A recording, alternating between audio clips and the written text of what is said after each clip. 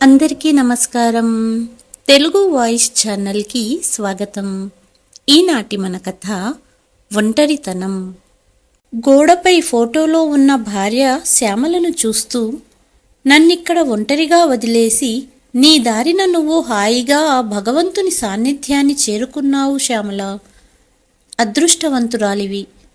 నేనిలా ఎన్నాళ్లపాటు ఒంటరితనంతో కుమిలిపోవాలని రాశాడో ఆ భగవంతుడు నా నుదుటన అన్నారు కన్నీళ్లతో. అయ్యో, అంత మాట అనకండి, మీరు నిండు నూరేళ్లు జీవించాలి అంది భార్య శ్యామల. ఎలా శ్యామల? ఈ ఒంటరితనాన్ని భరించడం నా వల్ల కాదు. ఈ వయసులో గట్టిగా 2 నిమిషాల పాటు ముక్కు మూసుకున్నానంటే శాశ్వత విముక్తిని పొందవచ్చు.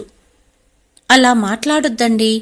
మరణమంచుల్లో ఉన్న నన్ను బతికించుకునేందుకు గాను వాలంటరీ రిటైర్మెంట్ తీసుకొని మరీ నన్ను కంటికి రెప్పలాగా చూసుకున్నారు. క్యాన్సర్ అడ్వాన్స్ స్టేజిలో ఉంది, 4 మాసాలకు మించి బతకదు అని డాక్టర్లు చెప్పిన తర్వాత మీరు చేసిన సేవలతో మరో 3 ఏళ్ల పాటు జీవించగలగాను.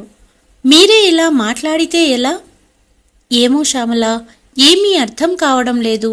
ఇలా ఇంకా ఎన్నాళ్ళో? అప్పుడే ఫోన్ మోగడంతో వర్తమానంలోకి వచ్చారు పద్మనాభం గారు.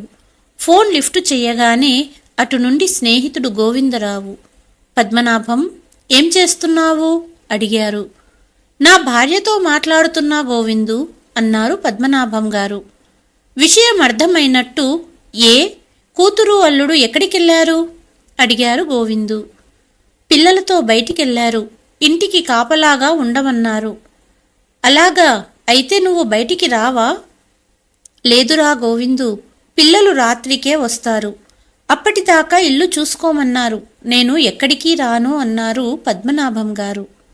నేనే నీ దగ్గరికి వస్తాను అని ఫోన్ పెట్టేసి పద్మనాభాన్ని కలవడానికి వెళ్లారు గోవిందు గారు.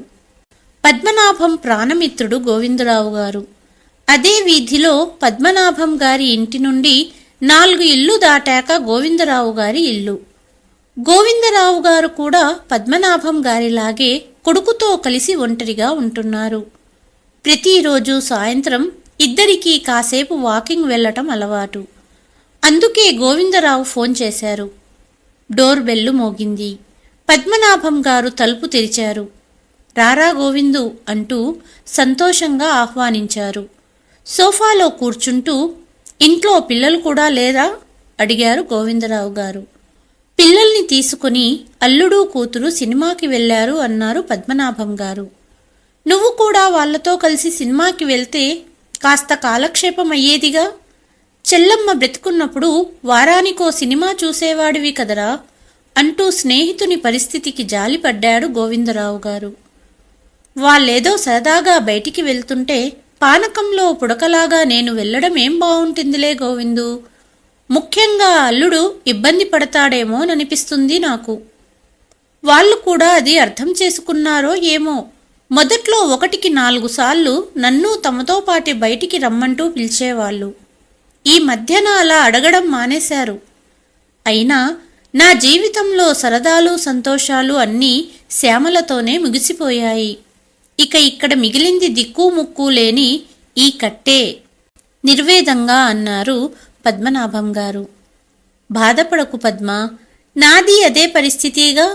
నీ అవస్థని నేను అర్థం చేసుకోగలను. నా కొడుకు మంచివాడే అయినప్పటికీ వాడి ఇంట్లో ఉండటం నాకే మొహమాటంగా, ఏదో పరాయి ఇంట్లో ఉన్నట్టే ఉంటుంది. ఎంతైనా భార్య లేని లోటు ఎవ్వరూ తీర్చలేనిది అన్నారు గోవిందరావు గారు. కాసేపు ఇద్దరూ కష్టసుఖాలు మాట్లాడుకున్న మీదట నీతో మాట్లాడాలని వచ్చాను పద్మ. ఒక విషయంలో నీ సలహా కావాలి అన్నారు గోవిందరావు. ఏ విషయంలోరా? చెప్పేందుకే ఏదోలా ఉందిరా. భలే వాడివి, నా దగ్గర నీకు మొహమాటం దేనికిరా? అసలు విషయమేమిటో చెప్పు అడిగారు పద్మనాభం గారు. నా కొడుకు బలవంతం పైన వారం రోజుల క్రితం ఒక పెళ్లి చూపులకి వెళ్ళాను. పేరు పూర్ణ. ఆవిడకి భర్త పోయి 5 ఏళ్లవుతుందట. నాకంటే 6 ఏళ్లు చిన్నది. పిల్లలు లేరు. బాదరాబందీ లేవీ లేవు.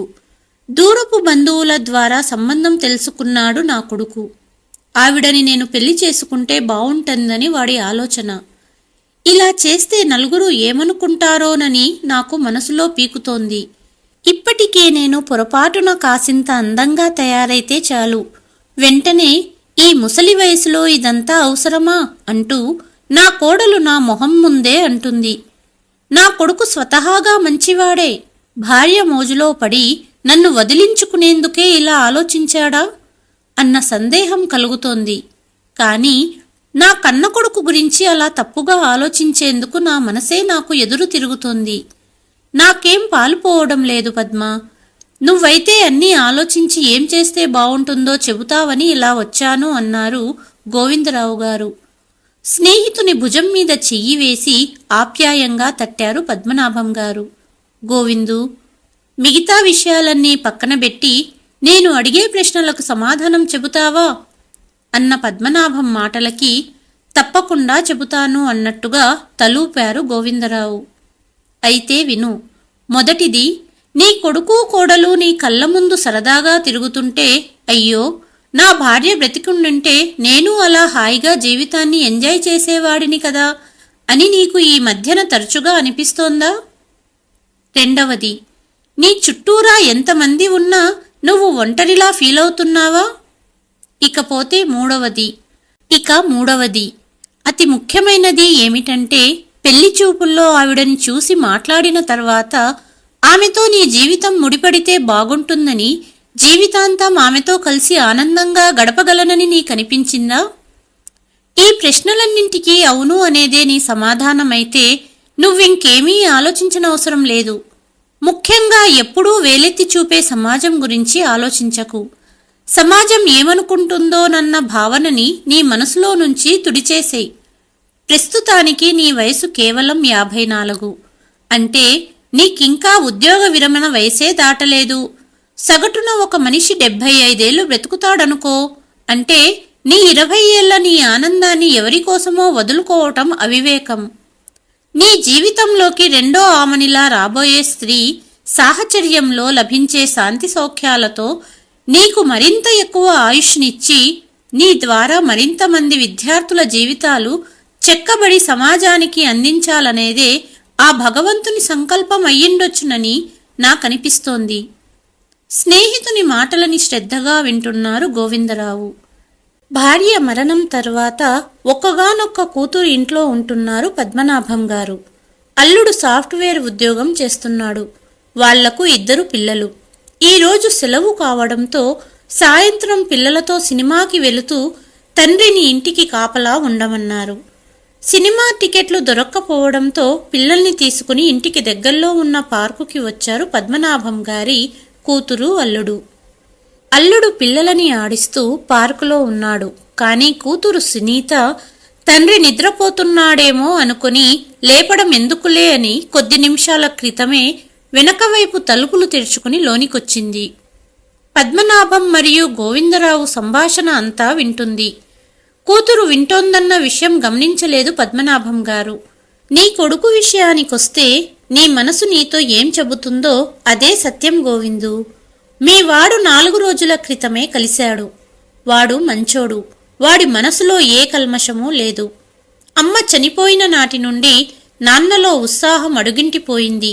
ఒంటరితనాన్ని, అమ్మలేని లోటుని ఆయన భరించలేకపోతున్నారంకుల్. ఆయన్ని అలాగే వదిలేస్తే ఏమైపోతారోనని భయమేస్తోంది అంటూ నా ముందు బాధపడ్డాడు. వాడి ఆరాటమంతా చనిపోయిన తన తల్లికి సమానమైన తోడుని నీకందివ్వాలనే తప్ప నిన్ను వదిలించుకోవాలన్న ఆలోచన లేదు వాడిలో. ఈ పెళ్లికి నిన్నెలాగైనా ఒప్పించమని నా చేతులు పట్టుకొని అడిగాడు. అంతేకాకుండా వాడు నాతో మరో మాట కూడా చెప్పాడు గోవిందు. నాకు చెల్లెలికి పెళ్లిళ్ళు చేసే ముందు సంబంధం మంచిదేనా, వంశం ఎటువంటిది, వాళ్ళ సాంప్రదాయం ఏమిటి అంటూ మీతో కలిసి నాన్న చాలామంది వద్ద వాకబు చేశాకే మా వివాహాలని ఖాయం చేశారు. అలాగే ఇప్పుడు నాన్న కోసం నేను తెచ్చిన సంబంధం గురించి కూడా పెద్దవారిగా, మా శ్రేయోభిలాషిగా మీరే ఆ బాధ్యత తీసుకోవాలి అన్నాడు.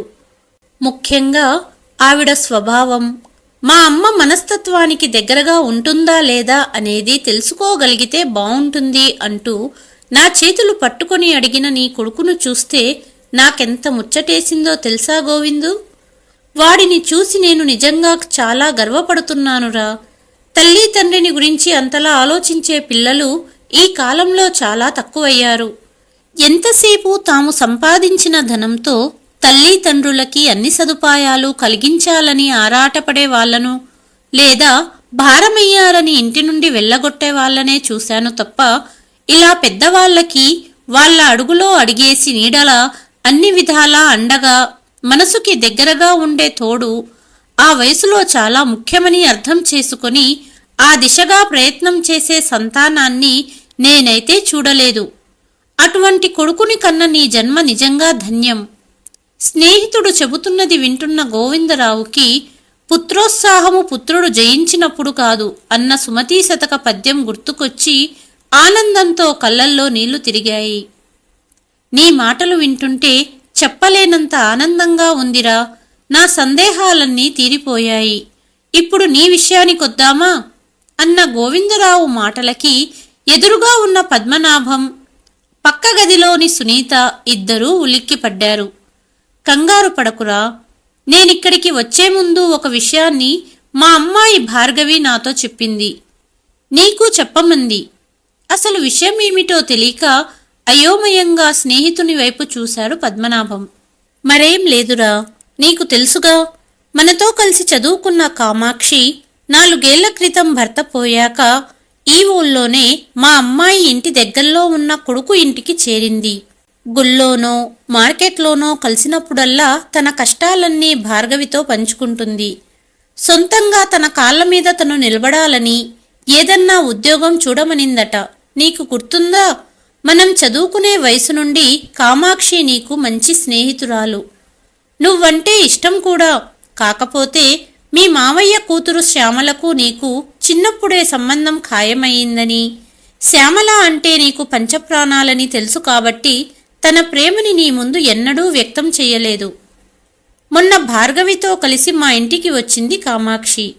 తన మాటలని బట్టి తన మనసులో నీ స్థానం ఇప్పటికీ చెక్కు చెదరలేదనిపించింది.